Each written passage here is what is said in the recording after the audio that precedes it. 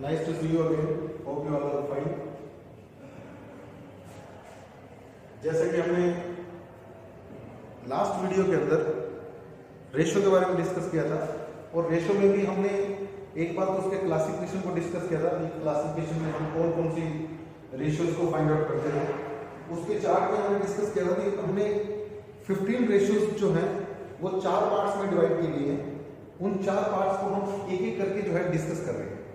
उसमें हमने एक पार्ट जो है इसका शॉर्ट टर्म सोल्वेंसी रेशो, दूसरा फिर सोल्वेंसी रेशो, तीसरा टर्नओवर रेशो, चौथा जो है प्रॉफिटेबिलिटी रेशो।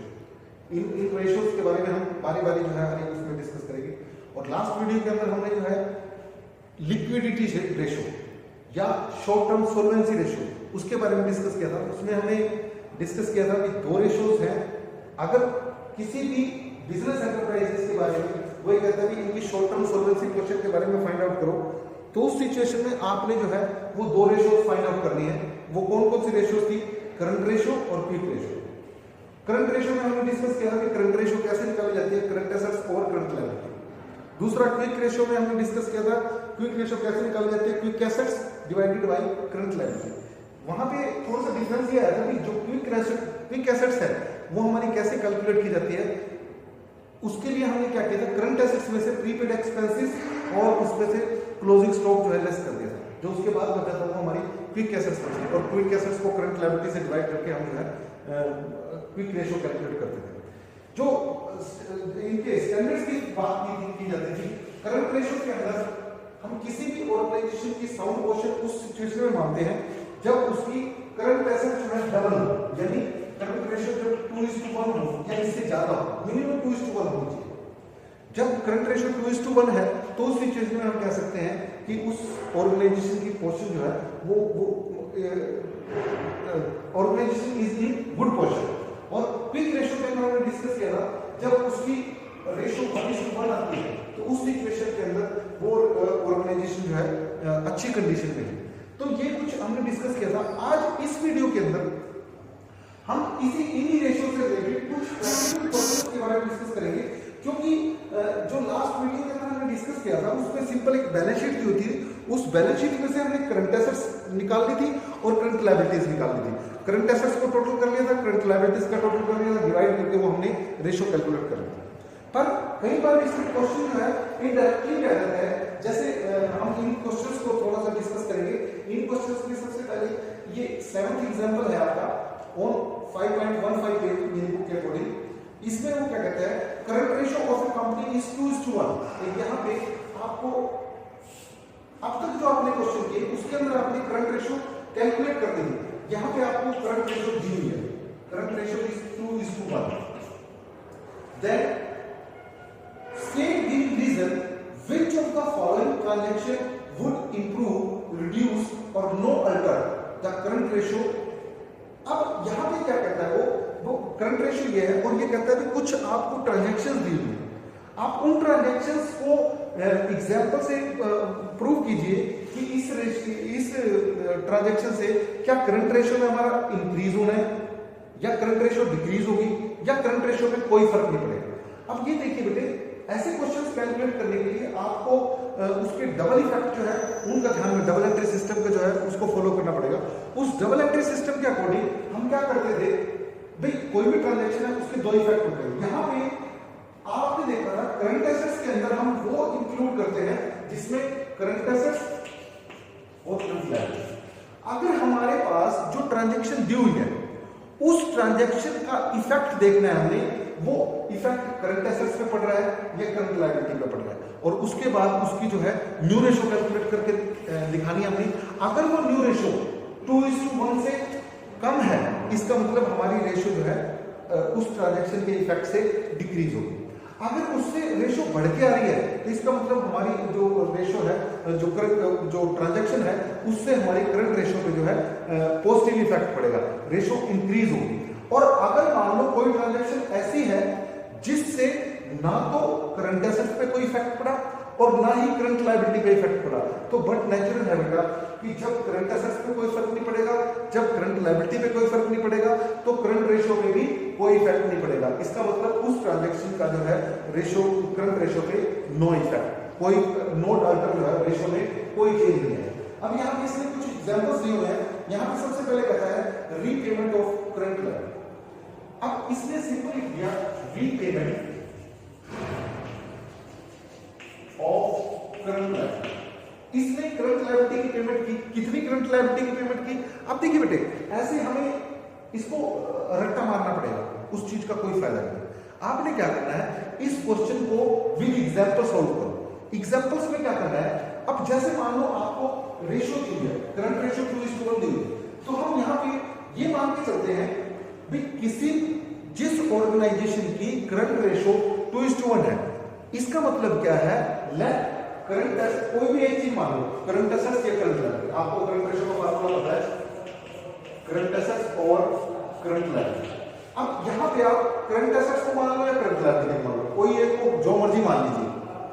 उसके बाद नेचुरल है, दूसरी ऑटोमेटिकली आ जाएगी। क्यों? अगर आपने मान लो करंट लायबिलिटी मानी तो नेचुरल है कि करंट एसेट डबल है, 1:2 है तो करंट एसेट डबल होगी, तो इसका मतलब वो करंट एसेट्स की डबल हो जाएगी। अब सपोज हमने मान लिया लेट करंट लायबिलिटी भी 1 है, तो नेचुरल है कि करंट एसेट कितनी हो जाएगी, इसका डबल हो जाएगी, 2:1 की रेशियो है 2 है। अब जो ट्रांजैक्शन है उस ट्रांजैक्शन में कुछ भी अमाउंट आप अज्यूम कर लीजिए। मान लीजिए वो कहता है रीपेमेंट ऑफ करंट लायबिलिटी, आपने करंट लायबिलिटी की पेमेंट की, सपोज आपने करंट लायबिलिटी की 10,000 की पेमेंट की, ये कितना भी मान सकते हो, 10,000, 20,000, 5,000। हमने रेशियो देखना है, रेशियो में इंक्रीजमेंट आना है, डिक्रीजमेंट आएगा इस ट्रांजैक्शन से, या उस रेशियो में कोई फर्क नहीं पड़ना। तो ऐसी सिचुएशन में आपने अगर मान लो करंट लायबिलिटी आपने 10,000 की पेमेंट की है, तो आप देखिए करंट लायबिलिटी की जब आप 10,000 की पेमेंट करोगे तो उसका इफेक्ट कहां पड़ेगा सबसे पहले। अब देखिए जब आप करंट लायबिलिटी की पेमेंट करोगे तो नेचुरल है, मान लीजिए आपने क्रेडिटर्स की पेमेंट की है तो नेचुरल है कि आपकी करंट लायबिलिटी भी कम होगी। दूसरी तरफ जब आप करंट लायबिलिटी की पेमेंट करोगे, क्योंकि या तो आपने कैश में पेमेंट की होगी या आपने चेक से पेमेंट की होगी, और अगर आपने किसी और तरीके से पेमेंट किया तो वो आपको क्वेश्चन में दिया होगा। तो उस सिचुएशन में अब आपने मान लो करंट लायबिलिटी की पेमेंट की है 10,000, तो नेचुरल है कि आपका कैश भी गया हुआ, और कैश जो है हम करंट एसेट में लिखते हैं, यानी ट्रांजैक्शन से फर्क क्या पड़ा, 10,000 आपके करंट एसेट्स में से कम हो गए क्योंकि कैश आपका 10,000 चला गया, और 10,000 आपके करंट लायबिलिटी में से 10,000 चले गए और करंट एसेट में से 10,000 चले गए क्योंकि कैश आपने पेमेंट कर दी।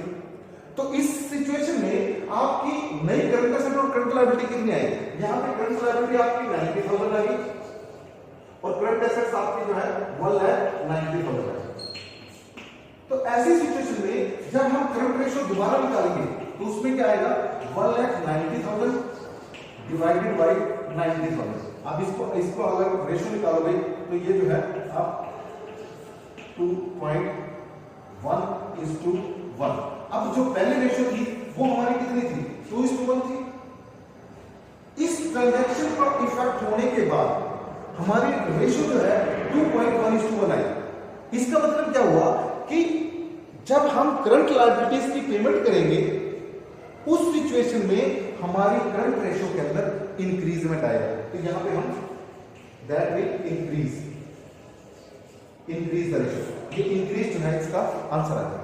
अगर आप क्वेश्चन को इस तरीके से कैलकुलेट करोगे, अगर स्टेटमेंट को आप इस तरीके से विद एग्जांपल करोगे तो आपके क्वेश्चन के गलत होने के चांसेस नहीं लगेंगे, आप बड़े एक्यूरेटली उस क्वेश्चन को सोल्व करोगे।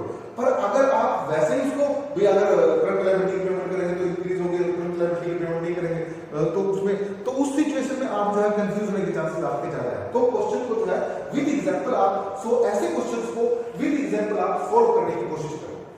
दूसरा सिचुएशन में वो कहता है परचेज गुड्स ऑन क्रेडिट।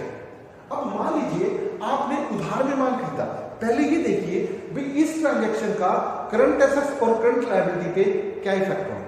पहले इसके इफेक्ट देखिए कहां होंगे, जब आप उधार में माल खरीदोगे तो नेचुरल है बेटे आपके क्रेडिटर्स बढ़ जाएंगे, दूसरा आपका जो है स्टॉक बढ़ जाएगा, यानी करंट एसेट्स में भी इंक्रीजमेंट होना है और करंट लायबिलिटी में भी इंक्रीजमेंट होना है। तो हमारा क्या हुआ, मान लीजिए आपने 10,000 रुपए की एसेट्स जो है वो परचेज की, तो उससे क्या हुआ कि आपका करंट एसेट में आपकी 10,000 रुपए बढ़ गई, करंट लायबिलिटी 10,000 रुपए बढ़ गई और करंट एसेट भी 10,000 रुपए बढ़ गई। क्यों?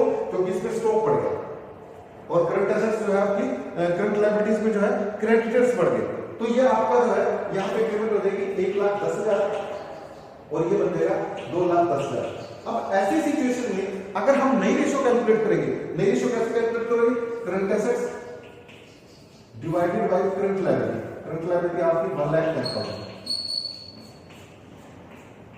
ये 21/11, यहाँ पे 1 पॉइंट क्या बचे आपका 9 10 9 1.9:1, ये न्यू रेशो है। आपकी पुरानी रेशो क्या थी? 2:1। तो जब आप कोई उधार में कोई गुड्स उधार में खरीदोगे, उस सिचुएशन में आपकी करंट रेशो के अंदर डिक्रीजमेंट आएगा। तो इस तरीके से अगर आप ये क्वेश्चंस करोगे तो आपके चांसेस क्वेश्चन के गलत होने के चांसेस जो है वो कम हो जाते हैं। उसके बाद ये कहता है sale of office equipment for ₹4,000, book value 5,000। अब क्या था? आपका ऑफिस इक्विपमेंट था। ऑफिस इक्विपमेंट क्या होता है? फिक्स एसेट होती है। तो फिक्स एसेट का करंट एसेट्स में तो कोई फर्क नहीं पड़ता, यानी आपका 4,000 रुपए का ऑफिस फिक्स एसेट आपकी कम होगी। दूसरा इफेक्ट क्या हुआ? क्योंकि आपने वो 5,000 की बुक वैल्यू की थी, वो 5,000 की बुक वैल्यू आपने 4,000 रुपए कैश में सेल की, तो 4,000 रुपए जो आपका कैश बिजनेस में आया वो कैश इन हैंड में प्लस हो गया, यानी करंट एसेट्स में 4,000 रुपीज ऐड हो गया। तो और करंट लायबिलिटी पे इसका कोई फर्क नहीं पड़ा। तो इससे क्या होगा कि आपकी करंट एसेट्स जो है वो 2 लाख के जगह 2,04,000 होगी और करंट लायबिलिटी आपकी सेम 1 लाख है। तो इसका सिंप्लीफाई करेंगे तो ये आ जाएगा आपका 2.04:1, यानी इसमें भी रेशियो में हमारा इंक्रीजमेंट आया। मतलब इस तरीके से अगर आप इसको विद एग्जांपल से क्वेश्चन को सॉल्व करने की कोशिश करेंगे तो आपको जो है कभी दिक्कत ही नहीं आएगी। तो इन क्वेश्चंस का भी आपने जो है ध्यान रखना है। यहाँ पे आपको जो करंट रेशियो दी हुई है उस करंट रेशियो को आपने अज्यूम कर लेना है। भाई करंट रेशियो मान लो 2:1 है, अगर मान लो अगर 1.5:1 है तो हम क्या करते हैं? अगर आपने करंट लायबिलिटी 1 लाख रखी है तो करंट रेशियो आपकी 1,50,000 डेढ़ गुना हो जाता है, डेढ़ गुना मल्टीप्लाई कर देते हैं। तो ऐसे सिचुएशन में आपने क्वेश्चन जो है इस तरीके से करना है। एक तरीका ये है, एक तरीका आपका और है, उस तरीके से हम क्वेश्चन करने की कोशिश करते हैं। अब जैसे मान लीजिए, देखिए इस क्वेश्चन में ये एग्जांपल 17 है आपका। 17 को क्या करता है, किस तरीके से करता है?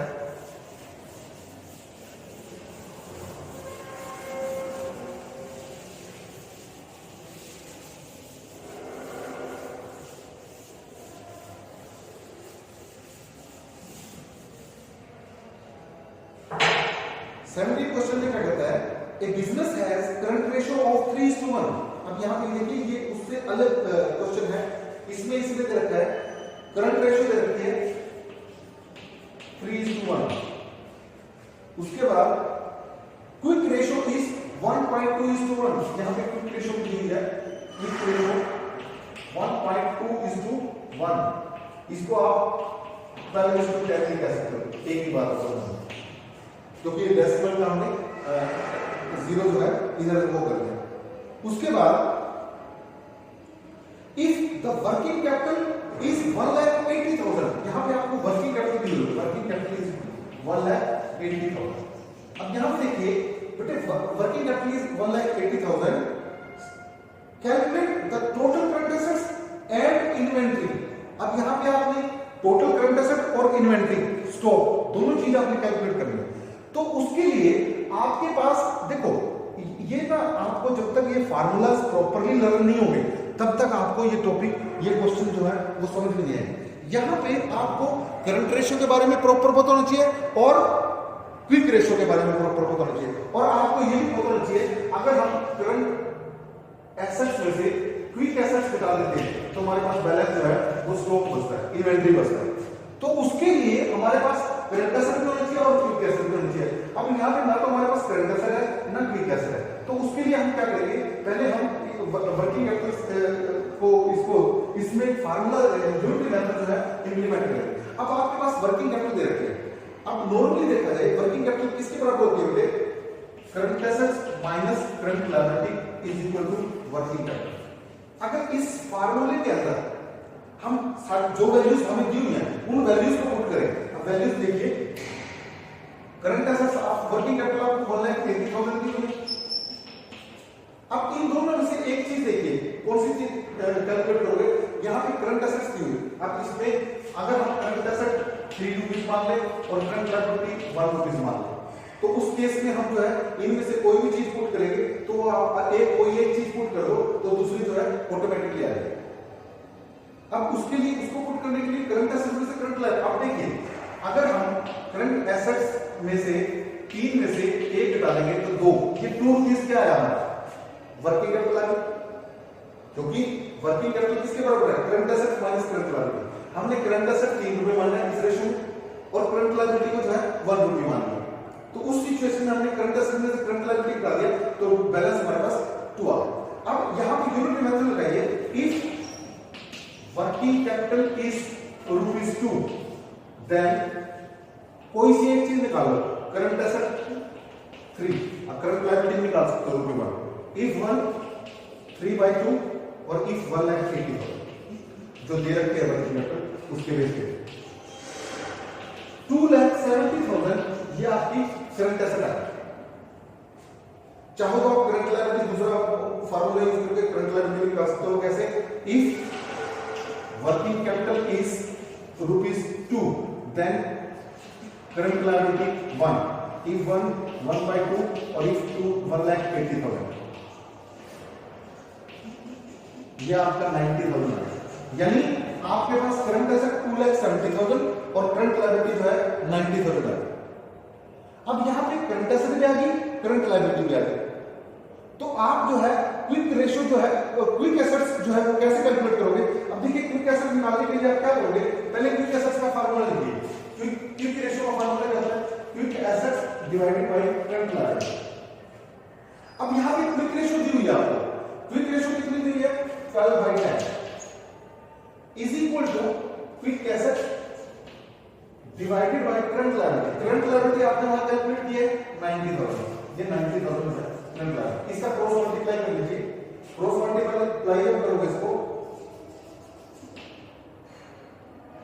108 is equal to 10 quick asset.